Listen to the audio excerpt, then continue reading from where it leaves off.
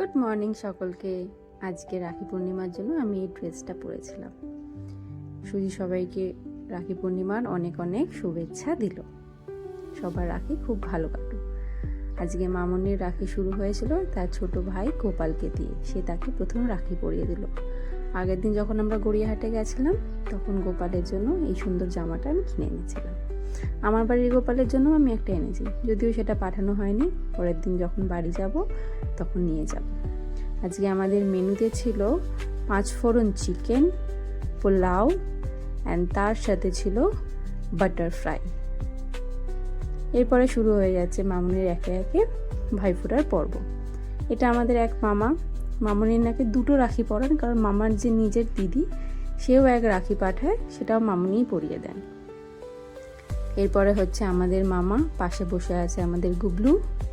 এখানে বেশ মজার ব্যাপার, দেখো সব কিছু হয়ে যাচ্ছে, মিষ্টিটা খাওয়াতে যাচ্ছে, তখন মনে করি যা রাখিটাই তো পরানো হয়নি। আবার রাখি পরানো হলো, মুখ মিষ্টি হলো, গুবলুকেও একটু মামনি মিষ্টি খাইয়ে দিল। সুজি এসছে মামার কাছে একটু মিষ্টি খেতে, মিষ্টির গন্ধ পেয়ে সুজি সবার আগে আসে। এটা হচ্ছে আমার ভাই, তার জন্য আমি সুন্দর করে একটা রাখি গুছিয়ে রেখেছিলাম এবং নিজের হাতে পছন্দ করে কিনে এনেছিলাম।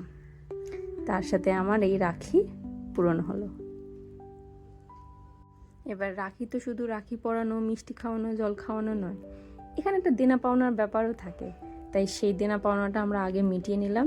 গিফটটা দেখাবো, ভীষণ সুন্দর। এটা মামুনির আর এক ভাই বনি মামার এখানে তো আর এক মজার কাণ্ড। পুরো ব্যাপারটা দেখো, বেশ ভালো চলছে।